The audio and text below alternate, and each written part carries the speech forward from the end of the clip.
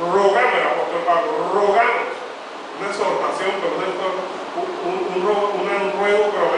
exhortación vehemente de parte de él. ¿Qué nos está rogando? Que no nos dejéis mover fácilmente de vuestro modo de pensar, ni os procuráis por espíritu, ni por palabra, ni por carta, como si fuera nuestra, en el sentido de que el día del Señor está cerca. Muchas falsas doctrinas utilizan esto de que el día del Señor está cerca para amedrentar a la gente, para que crean en su doctrina. Vemos acá han sucedido tantas corrientes cristianas, pseudo-cristianas, que ponen a vender a la gente hasta sus bienes inmuebles porque el Señor viene tal día, determinada fecha, y le ponen fecha y la gente sale corriendo para vender su casa, ¿verdad?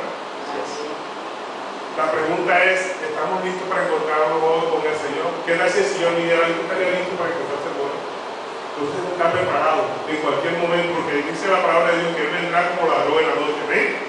Pero no estar preparado. Y preparado quiere decir con base en su palabra, no con base en doctrinas que se apartan de la palabra. Digo que en la actualidad existen muchas doctrinas que se apartan de la palabra. Pero ¿cuál es el origen de esa doctrina herética? Más adelante nos dice el verso 3. Nadie os engañe de ninguna manera, porque no vendrá sin que antes venga la apostasía y se manifieste el hombre de pecado, el hijo de perdición. ¿Qué es la gran apostasía? Es el anticristo, es la doctrina del anticristo. Ya la doctrina del anticristo ha comenzado. La doctrina del ministerio de la iniquidad ya comenzó, sino que está oculto. La Biblia dice, en un pasaje que leímos ahora, que hay alguien que lo detiene. Hay alguien que detiene el ministerio de la iniquidad. No deja que aparezca ese ministerio, pero él sigue actuando. Él ahora mismo está actuando ocultamente, trayendo doctrinas heréticas. Vemos ahora doctrinas heréticas como la de José Luis de Jesús Miranda, ¿verdad? Que ya falleció, pero la esposa ahora dice que ella es la sucesora, que ella es Jesucristo ahora. Que así como María fue la sucesora de Jesús, ella es la sucesora de José Luis de Jesús Miranda. Y ella dice que es Cristo ahora. Y ella que lo quedaron esperando, que mucha gente se sí, porque ella dice que ella es la sucesión ahora, ella es Jesucristo. Entonces, muchas doctrinas están saliendo que están llevando a la gente a la apostasía. Pero, ¿cuál es la apostasía? El mentiroso es aquel mentiroso que niega que Jesucristo es el Hijo de Dios. ¿Ven? Que sabemos que allá en 1 Juan 2:22 dice, ¿quién es el mentiroso? Sino el que niega que Jesús es el Cristo. No ningún José Luis de Jesús Miranda ni su esposa. Jesús es el Cristo. No solamente él. Pero hay muchas personas que quieren hacerse pasar como Cristo. Y inclusive se presenta como el anticristo, pero él no ha venido. Hay muchas manifestaciones, vendrán muchos anticristos, pero el verdadero anticristo todavía no ha venido. Y ahora vamos a ver por qué no se ha presentado con la Biblia. Dice el verso 4 que estamos viendo ahora, el cual se opone y se levanta contra todo lo que se llama de Dios o es objeto del culto, tanto que se siente en el templo de Dios como Dios, haciéndose pasar como Dios, pero actúa ocultamente, no de frente, porque hay alguien que se opone a esa manifestación. Vamos a ver cuál es ese alguien, porque la rebelión contra Dios está en plena actividad. Está oculta porque está en plena actividad, no se ha desaforado, está ahí de la bajita, pero de alguna forma oculta, permanece hasta que la fuerza que lo retiene, la que no deja salir, se vaya. ¿Cuál es esa fuerza que lo mantiene ahí oculto, que no lo deja salir? Que está ahí, el ministerio de iniquidad está que quiere salir, pero no puede porque hay algo que lo detiene. La Biblia nos dice, ahora el verso 6, miremos lo que dice el verso 6. Y ahora vosotros sabéis lo que lo detiene, a fin de que en su debido tiempo se manifieste. O sea, que hay algo que lo detiene. Dice, porque ya está en acción el ministerio de la iniquidad, ya está en acción, está funcionando. Pero ¿por qué no sale a flote? Porque hay alguien que lo detiene. ¿Cuál será ese alguien? Hay muchas corrientes muchos teólogos que dan muchas tesis de qué es lo que detiene el ministerio de la iniquidad, para que no se aflore. Está en el ministerio de la iniquidad, pero está oculto con doctrinas heréticas, y no pega una de estas doctrinas heréticas. Pero está oculto. ¿Qué lo detiene? Uno dice que es Pablo, que estaba hablando Pablo que mientras Pablo estuviera en la tierra, dando su ministerio, mantenía oculto el ministerio de la iniquidad. Por una vez Pablo falleció, el ministerio de la iniquidad salió a flote. Es una doctrina que dice. Hay otra que dice que es la fe y la caridad. Cuando la fe y la caridad se vaya y tiene nada más el amor, aparecerá el ministerio de la iniquidad. La fe y la caridad de las almas buenas, que todavía hay. Otra doctrina dice que es el Espíritu Santo. Que cuando el Espíritu Santo se vaya, aparecerá el ministerio de la iniquidad de frente. ¿Sí? Las dos primeras, pues, no pasa manera porque todavía el ministerio de la iniquidad está oculto, todavía no se ha desaforado, está todavía oculto porque siguen trabajando. Entonces, se descarta Pablo, se descarta la fe y la caridad. La doctrina que dice que es el Espíritu Santo, vamos a ver con la palabra de Dios si es el Espíritu Santo. Juan 16:8. ¿Cuál es la función del Espíritu Santo? Dice Juan 16:8. Amén, cuando lo tenga. Dice Juan 16, verso 8.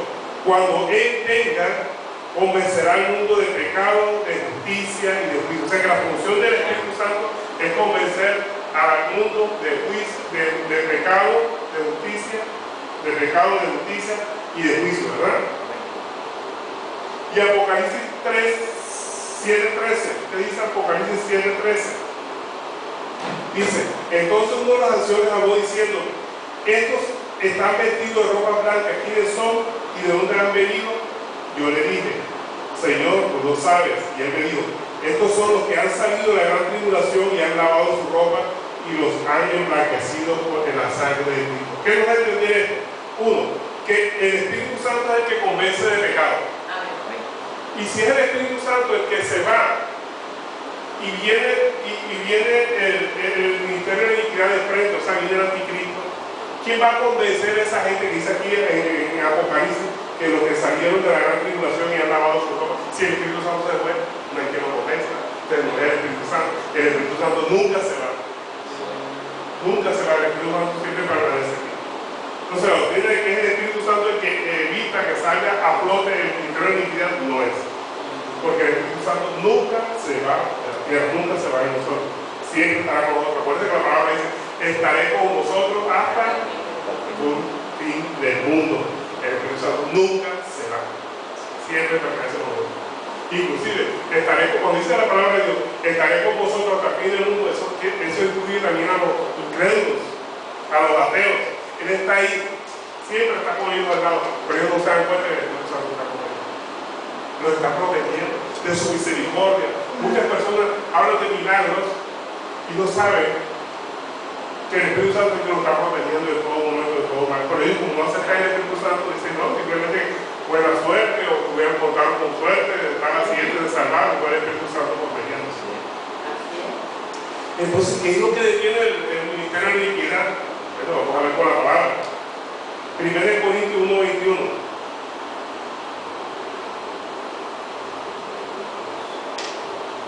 Imagínense a alguien que detiene la manifestación del ministerio de iniquidad. 1 Corintios 1:21. Dice, pues ya que en la sabiduría de Dios el mundo no conoció a Dios mediante la sabiduría, agradó a Dios salvar a los creyentes por la locura de la predicación. ¿Y quién hace la predicación?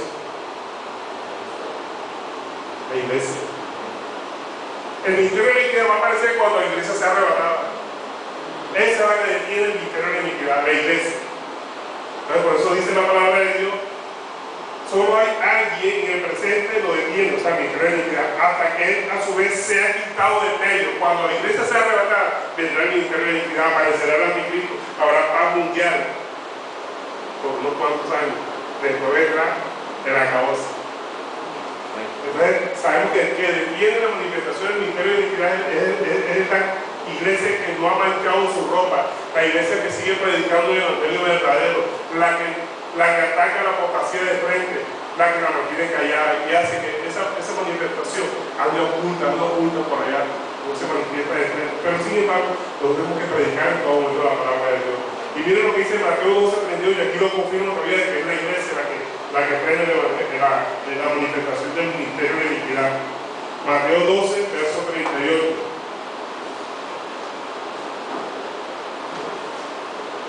Porque la gente está pidiendo milagros, toda la gente pide milagros, ¿verdad? Mateo 12:38 dice, entonces respondieron algunos de los escribas y de los fariseos diciendo, maestro, deseamos ver de ti señales. Él respondió y le dijo, la generación mala y adúltera demanda señal, pero la señal no le será dada, sino la señal del profeta Jonás. Porque estuvo Jonás en el vientre del gran pez 3 días y 3 noches, así estará el Hijo del Hombre en el corazón de la tierra 3 días y 3 noches. Los hombres de Nínive se levantaron en el juicio con esta generación y los condenarán, porque ellos no se arrepintieron a la predicación de Jonás. Y es aquí más que Jonás en este lugar. ¿Quién es Jonás? La iglesia. ¿Por qué hizo Jonás? Predicar a Nínive, ¿verdad? Realmente la señal de Jonás fue la predicación que hizo en Nínive, que hizo que se arrepintieran la gente, entraran en ayuno, oración, se vinieran del silicio y el Señor los perdonó y no se dio el castigo de Dios que venía sobre Nínive. ¿Amén? La señal la única señal, la señal de Jonás es la que tiene la iglesia, la de predicar el evangelio para que la gente se arrepiente. Por eso el evangelio es de salvación. El evangelio no es de milagro, el evangelio no es para prosperidad, el evangelio es para la salvación de algo, llevar a la gente al arrepentimiento. Entonces sabemos que esa es la señal de Jonás, la predicación de la palabra. Aquí confirma que cuando sea levantada la iglesia, cuando hay de ahí que predique, ahí sí aparecerá de frente ¿quién? El ministerio de la iniquidad. Como dice la palabra. Porque dice, ya está en acción el ministerio de la iniquidad, pero actúa ocultamente, secretamente. Solo hay alguien que presente que la detiene hasta que él a su vez sea quitado del medio. El único que va a ser quitado del medio es la iglesia, que va a ser arrebatado. Entonces no hay quien predique. Entonces ahí entrará el evangelio de iniquidad con todo y la gente creerá todo lo que ellos dicen, creerá en los milagros engañosos que ellos hacen y se van a dejar convencer. Y miren lo que dice el verso 8, es muy interesante lo que dice el verso 8 del capítulo del 2 de Tesalonicenses, capítulo 2, verso 8, que estábamos leyendo ahorita. 2 de Tesalonicenses, capítulo 2, verso 8. Y entonces, o sea, cuando sea quitada la iglesia, se manifestará aquel inicuo a quien el Señor matará con el espíritu de su boca y destruirá con el resplandor de su venida. Es el anticristo ya actuando abiertamente, porque no hay nadie que predique contra él, que no hay nadie que demuestre, que lo descubra con lo que va a hacer la escritura, porque el único que tiene facultad para hablar con respecto a la escritura es la iglesia.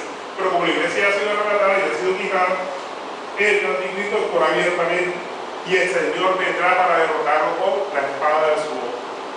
¿Sí? Entonces, la gente con la fin de satisfacer sus necesidades quiere creer en cualquier cosa y el anticristo va a satisfacer estas necesidades.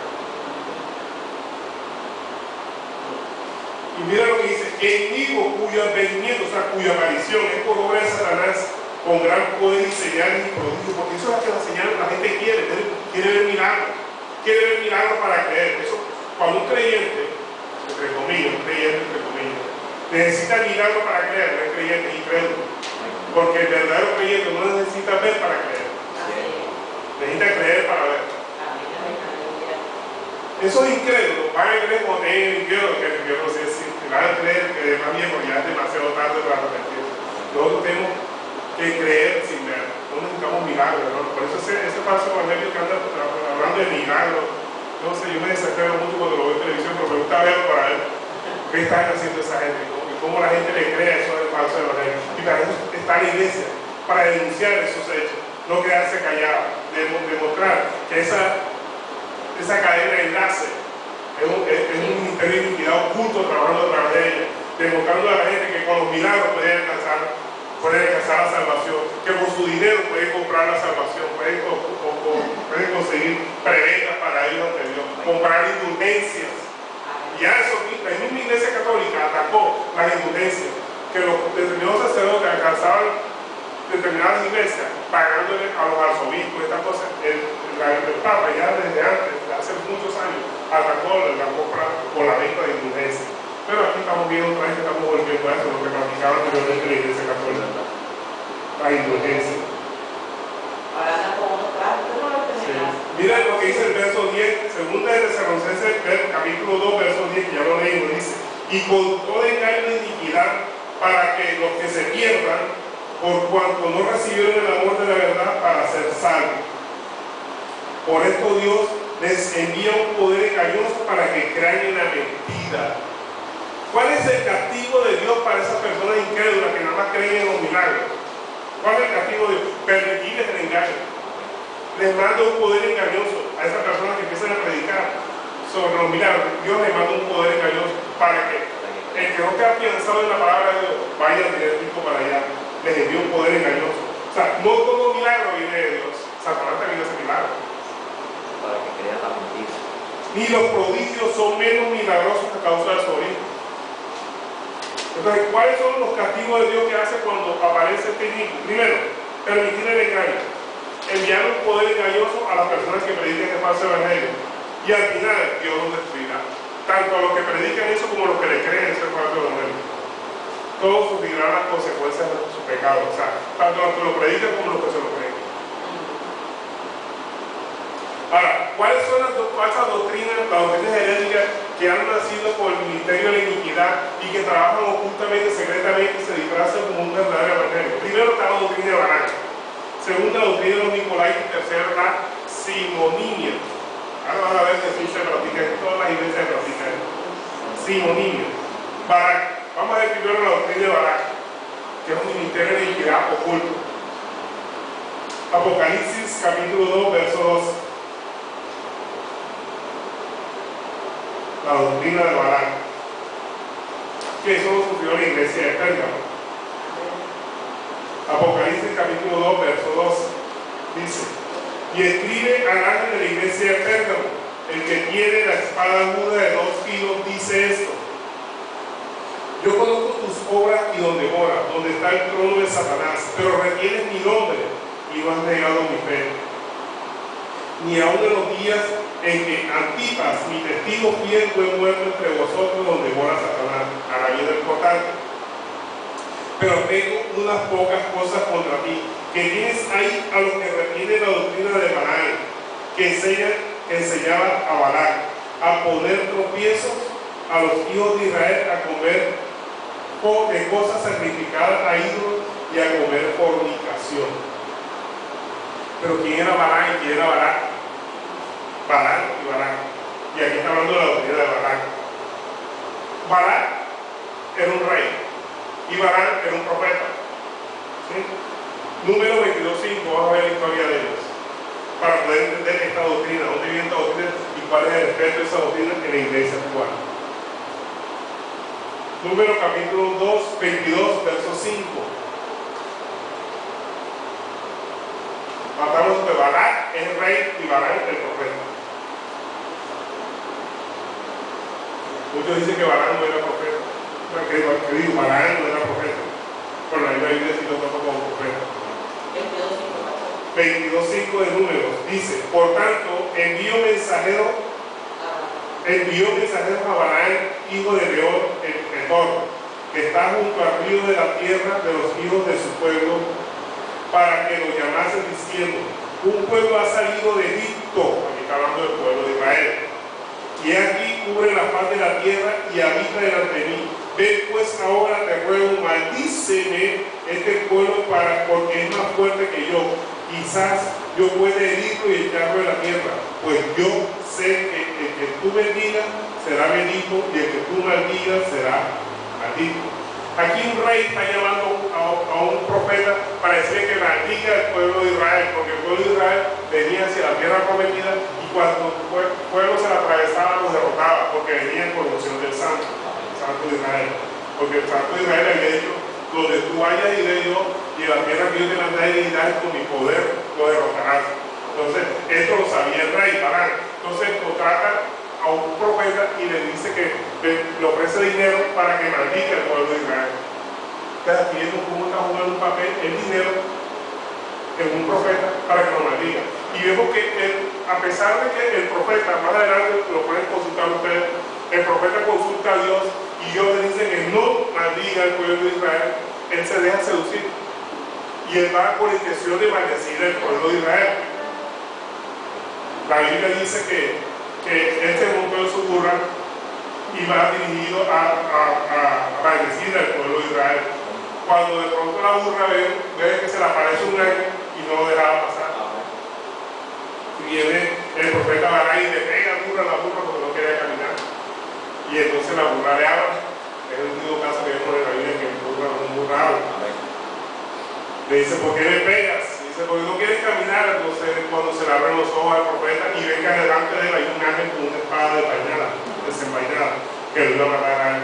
Y entonces comprendió que era burra, prácticamente después le salvó la vida a él. Pero ¿por qué el ángel tenía la espada desenvainada contra él? Porque iba a maldecir al pueblo de Dios. Cuando Dios te dice: avanza, amigo, avanza. No hay nadie que te pueda maldecir, nadie que te pueda atacar. Entonces vemos aquí que este profeta se dejó seducir por el dinero. Que bueno sería ahora que apareciera ese ángel y se le apareciera a estos hombres que han perdido su conciencia y buscan dinero del pueblo, ¿verdad? Se le agarraron la burra y le dijeron, mira qué estás haciendo. Pero sabemos que eso no va a pasar porque ya para eso Dios dejó su palabra. Nada de eso va a suceder. Para eso Dios dejó su palabra y nosotros tenemos que basarnos en la palabra de Dios. Y la palabra de Dios es la que nos sirve de roter y la que nos guía a nosotros. Ellos son los que tienen que ver en el caso de la burra barata. Para que entiendan que lo que están haciendo va contra los principios de Dios. Porque aquí está demostrando que la doctrina de Balac es devorador del pueblo con afán de ganar riqueza, de ganar dinero. No importa si maldice o bendice el pueblo, lo que está es el dinero. Todo lo hace por dinero. Esa es la doctrina de Balac que se ve en muchas iglesias ahora mismo. No sé si tiene algún parecido con alguna iglesia que tenía el mismo. Y mira dónde lo llaman al profeta, porque muchos dicen que Balaam no era profeta. Que Balaam no era profeta. Mire, según de Pedro 2.14, aquí lo llama profeta. Yo vi muchos comentarios que decían que Balaam no era profeta. Según de Pedro 2.14, mire lo que dice. Según de Pedro 2.14 dice, tienen los ojos llenos de adulterio, o sea, los que piden la doctrina de Balaam. No se sacian de pecar, seducen a las almas inconscientes, tienen el corazón habituado a la codicia y son hijos de maldición. ¿Se parecerá a alguno que ustedes conocen? Han dejado el camino recto y se han extraviado siguiendo el camino de Balaam, hijo de Beor, el cual amó el premio de la maldad, o sea, el dinero, por maldecir al pueblo de Israel. Y fue reprendido por su iniquidad, por una muda bestia de carga, hablando con voz de hombre, frenó la locura de ¿quién? Del profeta. O sea, un hombre de Dios empezó a hacer cosas que no eran de Dios por amor al dinero. Era un profeta de Dios. Pero tú dices, no, que no era profeta, que no dice la Biblia, pero no la locura del profeta. Entonces, ¿qué es la doctrina de Balaam? Es una alianza impía entre el pueblo de Dios y el mundo. Cuando el hombre de Dios se rinde de rodillas ante los premios que da el mundo. ¿Cuál es el premio que da el mundo? El dinero, el bienestar, la fama, el llenar iglesia. Por llenar iglesia no se lo digo de Nicolaitas. Ya vimos la doctrina de Balaam. ¿Qué consiste la doctrina de Balaam? Vamos a ver la doctrina de los Nicolaitas. Apocalipsis 2, verso 6, que es el mensaje a las 7 iglesias, y en este caso la iglesia de Éfeso. Capítulo 2, verso 6 de Apocalipsis. Dice, pero tienes esto, que aborrece la obra de los Nicolaitas, la cual yo también aborrezco. O sea, si Dios está diciendo a la iglesia de Éfeso que aborrece la obra de los Nicolaitas, la cual él aborrece. Oh, la iglesia de Éfeso aborrece a los Nicolaitas, pero la iglesia de Pérgamo los ama. Miren lo que dice Apocalipsis 2.15. Ahí mismo, Apocalipsis 2.15. O sea, hay una iglesia que aborrece la obra de ellos y hay una iglesia que la ama, que ama la obra de los Nicolaitas. Dice Apocalipsis 2.15. Y también tienes a los que retienen la doctrina de los Nicolaitas, los que yo aborrezco. Por tanto, arrepiéntete, pues si no, vendré a ti pronto y pelearé contra ellos con la espada de Dios. Hay una iglesia que aborrece a los Nicolaitas y otra que hace lo que hacen los Nicolaitas. ¿Pero quiénes son los Nicolaitas? Los Nicolaitas son los conquistadores del pueblo, enseñan la libertad de la carne. ¿Usted no ha visto una doctrina que anda por ahí que dice, tú puedes hacer lo que tú, después de que tú aceptas a Cristo en tu corazón, tú puedes hacer lo que tú quieras porque que tengas tu cuerpo y ese cuerpo va para el Seol, se lo van a comer los gusanos y tú vas a resucitar el cuerpo glorificado, pero entonces no hay problema. Puedes pecar todo lo que tú quieras porque tu alma no puede pecar, el que peca es el cuerpo. La doctrina de Jesús, o sea, de Jesús, mira, salvo siempre salvo, y con doctrina de Nicolaitas. Esa doctrina es la que enseña las profundidades de Satanás que se hablan en Apocalipsis 2.14. Cualquier enseñanza nueva que nos aparte de la Biblia, de la comunión con los hermanos y de nuestra confesión de fe es una doctrina que podríamos llamar como doctrina nicolaita. Esa doctrina nicolaita es esa que nos aparta del Señor con base en la libertad de la carne. Que la carne puede hacer lo que quiera porque el alma no puede pecar, que es lo que hace Pablo. Nadie es salvo, siempre es salvo. No puedes hacer con tu cuerpo lo que tú quieras. doctrina diabólica. No hay abuelo. ¿Qué todos son? Baal también diabólico. Nicolaito también. Ahora vamos para la simonia. Esa es la que no me gusta a mí. Me gusta verla, identificarla, porque hay muchas creencias por ahí. Inclusive aquí he venido personas con esa simonia y personas muy allegadas a nosotros. Simón, de Simón. Simón Niño. Hechos 8:9. Aquí nos habla quién era Simón. Simón hermano. La simonía se lo voy a ir. Sí. Hechos 8, verso 9. Dice, había un hombre llamado Simón, que antes ejercía la magia en aquella ciudad y había engañado a la gente de Samaria, haciéndose pasar por algún grande, ya sea apóstol o profeta. O sea, se pasa por un profeta o por un apóstol. Y verdad que eso se ve mucho aquí ahora. Apostolitis, profetitis, por todos lados. El verso 10 dice, a este oían atentamente todos, desde el más pequeño hasta el más grande, diciendo, este es el gran poder de Dios. Y el verso 11 dice, y le estaban atentos porque en sus artes mágicas les había engañado mucho tiempo. Entonces, ¿quién era Simón? Una persona que había engañado al pueblo con magia, haciéndola ver como milagros. Porque hay mucha gente que le gustan los milagros. Entonces predican sobre milagros, milagros. Y la gente que quiere milagros, se deja seducir por esa doctrina. Los milagros son utilizados para seducir a las personas incrédulas que necesitan ver para creer. No creen para ver, se necesitan ver para creer. Y la simonía les ofrece eso, ver para creer, convencer a la gente a través de milagros. Dios sigue haciendo milagros, yo creo en los milagros, Dios es grande en misericordia, pero no buscamos a Dios por los milagros, sino por lo que Él es. ¿Cuál es el objetivo de la doctrina milagrera de la simonía? Conseguir dinero o llenar iglesias.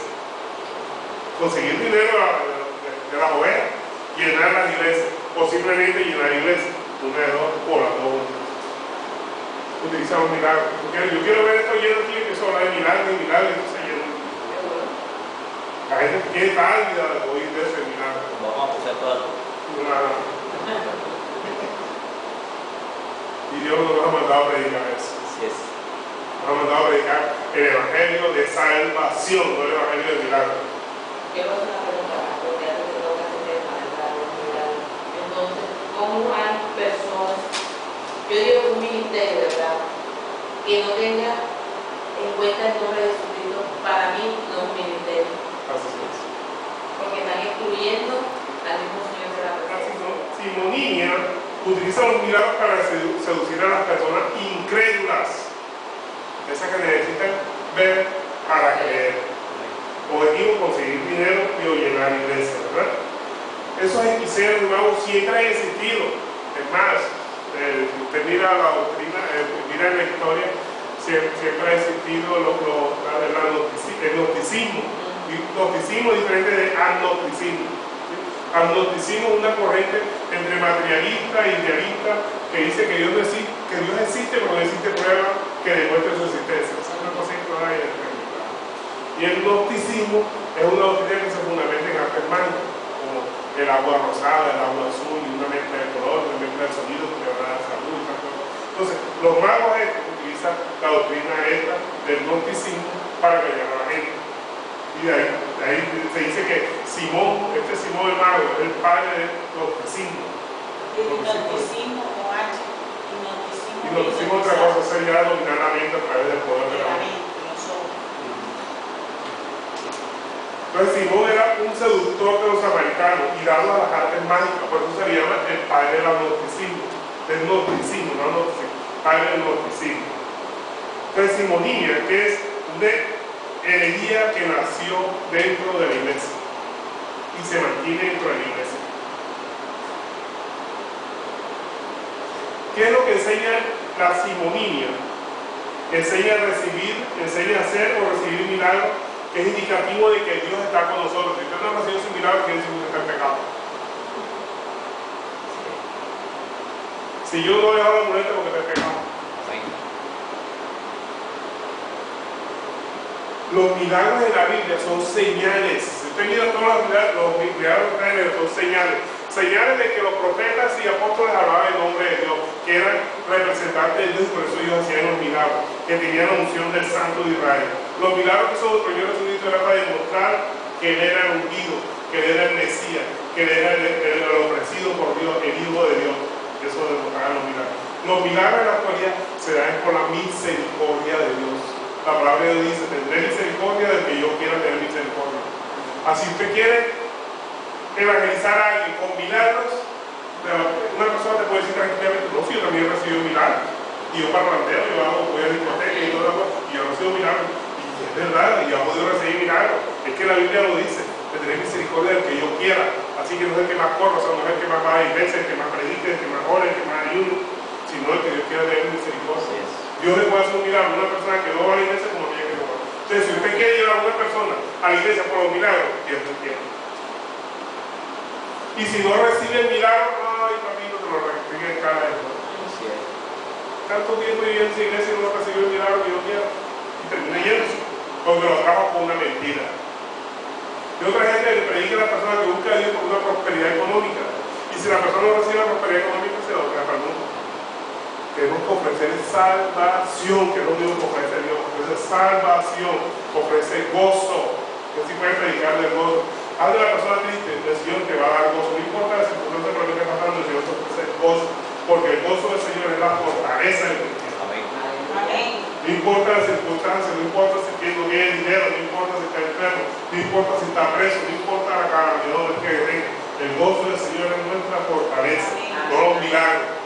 Acuérdense el caso de los 10 leprosos, ¿verdad? Que se presentaron ante el Señor. Y el Señor le dijo: bueno, vayan ante el sacerdote y cumplan lo que dice la ley, ofrezcan la ofrenda que dice la ley. Y ellos fueron y fueron sanos. Cuando llegaron al sacerdote estaban sanos. Y nada más se regresó uno de ellos a darle la gloria a Dios. O sea que 10 fueron sanados y uno solo fue salvo. Fue el que reconoció a Cristo como su Señor. O sea, ¿de qué sirve la sanidad si te va a ir para el infierno? ¿De qué sirve que te salve tu brazo, tu pierna, tu hígado, tu riñón, pero te va a ir para el infierno? Eso no es un milagro, el milagro verdadero es nacer de nuevo y demás. El verdadero milagro es la salvación. El evangelio es el de salvación. ¿Qué es lo que recibimos nosotros cuando recibimos a Cristo nuestro Señor? Primero es un cambio de mente, un cambio de mentalidad. Ya empezamos a actuar no como nosotros creíamos, no como a mí me parece, sino empezamos a actuar como dice la palabra de Dios. Es un cambio de nuestra actitud. Y como nosotros cambiamos nuestra actitud, automáticamente el mundo cambia nuestra actitud. A veces nosotros queremos que la gente cambie, pero nosotros no cambiamos. Y Dios sigue diciendo: no, cambia tú. Cuando nosotros cambiamos. Cuando yo cambié, cambió el infierno. Pero no cambió el infierno, yo voy a cambiar.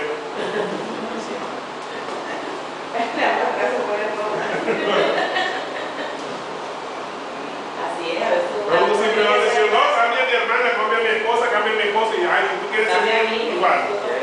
Ajá, exactamente. Así es. Después de que había primero nosotros, el Señor dice: cambia tú. Tú cambias y Él cambia enseguida automáticamente. Porque el Señor trabaja de adentro hacia afuera, no de afuera hacia adentro. Cambia tú primero. Entonces vemos que el evangelio de la simonía utiliza los milagros para llevarse a la gente por delante, para que lo vean el verdadero evangelio, que es el evangelio de la salvación. Debemos creer en su palabra, no en las señales. Las señales están establecidas aquí, confirman que los profetas y apóstoles hablaron en nombre del Señor y que Jesucristo era el Hijo de Dios. ¿Qué señales necesitamos más para creer? Nada. No necesitamos más señales para creer. Ya las señales están dadas aquí. Nuevos milagros, misericordia del Señor, como quiera.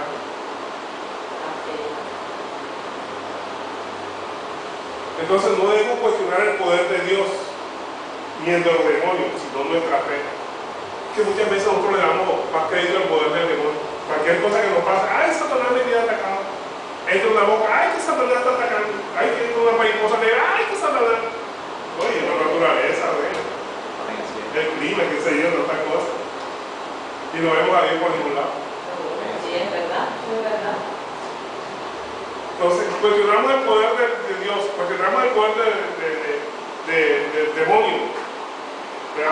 poquito al demonio, pero no cuestionamos nuestra fe. Si tú tienes la mente puesta en Dios y haces lo que dice la palabra de Dios, ¿qué puede hacer Satanás contigo? Nada, nada. Coge su maleta y se va a ir inmediatamente, no tiene que hacer nada. Si usted aplica lo que dice la palabra de Dios, no tiene que ponerse a pelear con ningún demonio. Lo importante es entonces que descifremos cuando vemos la doctrina, las diferentes doctrinas heréticas, la doctrina de Balán, la doctrina de la simonía, que todavía sigue existiendo en todas las iglesias. Pero aquí han venido personas con esa doctrina, aquí han venido. Y no la he bajado, porque el Señor no me ha dado permiso, pero si va a tocar hacerlo, lo hacemos. Pero tenemos que estar pendientes de la simonía, de la doctrina de Balán, de los nicolaitas, sobre todo eso de los milagros, hermano. Yo particularmente me siento mal cuando una persona empieza a predicar más de los milagros. Y no del arrepentimiento, no de la salvación, no habla del infierno, no habla de ganar más almas. Bueno, algunos hablan de ganar almas, pero enfatiza mucho los milagros. No. Mire, si nosotros predicamos de los milagros, vamos a tener un evangelio frustrado. Yo me acuerdo una vez que aquí venía alguien y empezó a decirle, una vez hicimos un punto relámpago y empezó a coger una persona y le dijo, no, tienes que buscar a Dios para que Dios te prospere, Dios te va a bendecir, yo te puedo conseguir un trabajo, no sé. La persona vino aquí, como no se le dio nada lo que se le ofreció, se fue a caer aquí quería todo el mundo. Se le ofreció un falso evangelio. A seducir a la persona con milagros que solamente le corresponden darnos a Dios, ofrecerle y darnos a Dios, no a nosotros. Dios nos ha mandado a predicar un evangelio de salvación, no un evangelio de milagros.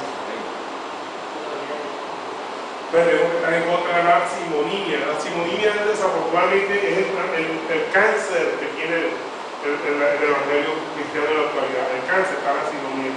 Entonces, lo que estamos viendo ahora mismo, que era el ministerio de iniquidad, está latente bajo estos tres conceptos: la doctrina de Balán, la de los nicolaitas y la simonía. O sea, ellos escondidita, agazapada, esperando el arrebatamiento de la iglesia. Cuando la iglesia se vaya, ellos salen de frente, porque no habrá nadie que los señale. Afortunadamente existen muchas iglesias que predican contra esas tres doctrinas, la de Balán, la de los nicolaitas y la simonía. Y eso es lo que nos frena, que frena a la salida del inicuo, del anticristo, la iglesia. Así como dice la palabra de Dios, que estarán hasta que alguien, o sea, la iglesia, sea arrebatada. Porque lo único que frena la actuación del ministerio de iniquidad es la iglesia. ¿Por qué se dice que es un misterio? ¿Verdad? Vimos el versículo 1 del capítulo 2 de Tesalonicenses, que dice: por respecto a la venida de nuestro Señor Jesucristo y la reunión con Él, os rogamos que no nos dejemos mover fácilmente. Pero aquí vemos que está hablando de un misterio, el verso 7. Porque ya está en acción el misterio de la iniquidad. ¿Por qué se llama misterio? ¿Por qué misterio? Porque es algo muy difícil de entender.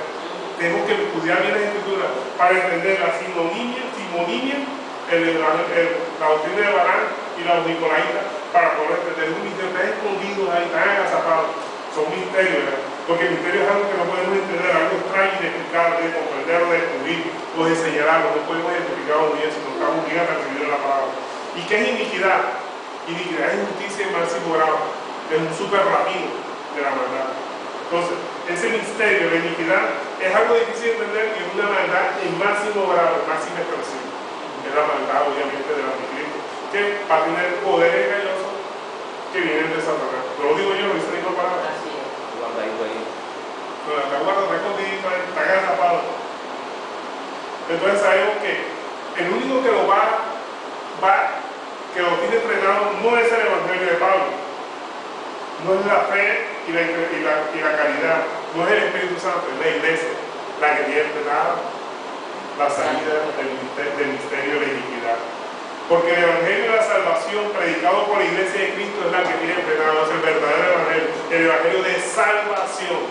Sabemos esa palabra, el evangelio de salvación, no predicamos el evangelio de prosperidad ni el evangelio de milagro, el evangelio de salvación. Yo creo que con lo que se está combatiendo hoy en día, estamos combatiendo hoy las falsas doctrinas.